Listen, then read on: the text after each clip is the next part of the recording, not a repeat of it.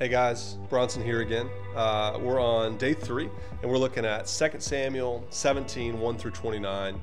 Something that we see a lot as pastors is a lot of times you see parents who have wayward kids, and they come to you and they say, hey, I've tried everything, I've provided for them, what should I do? And for the longest time, my advice was always, man, just keep praying for them, pray that God blesses them and opens their eyes. And I went through some things in my own life where I was wayward and I was running from God. And I had some really bad stuff happen to me. And I needed some really bad stuff to happen to me so that I was willing to entertain other ideas or other ways of living. You know, it's interesting. King David prays for his son, Absalom, in chapter 15, and he asks that God would frustrate the counsel of Absalom's greatest counselor. And so Absalom's got this great counselor who's helping him in this uprising against David, and he gives him incredible advice.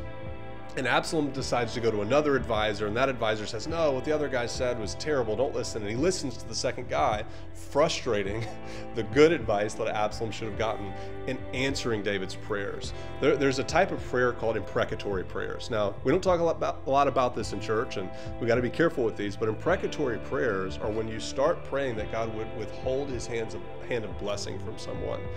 The goal of God withholding his hand of blessing from someone when we pray these things is that would drive them back towards the Lord. Listen, sometimes we need a little bit of pain to show us the error of our ways. And so I don't know if you have anybody in your life, or maybe things are going wrong in your own life and somebody's praying for you this way, but here's what I want to tell you. I started thinking about this years ago.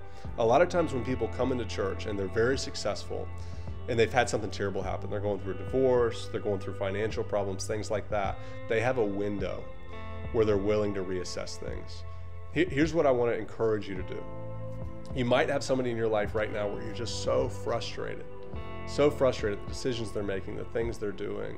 I want to encourage you to take some time potentially and say, God, maybe bring hail into their life so that they'll run back under your covering. The goal of these prayers is not, God, bring vengeance because I'm angry. The goal of these prayers is, God, bring judgment because your judgment brings the path for mercy. God's judgment always prepares a path for mercy and for grace and for forgiveness. And so take some time. You look at your own life, look at some people in your life, and just ask, hey, do I need to allow them to go through some pain that God's will might prevail and they might walk away from something that's destructive?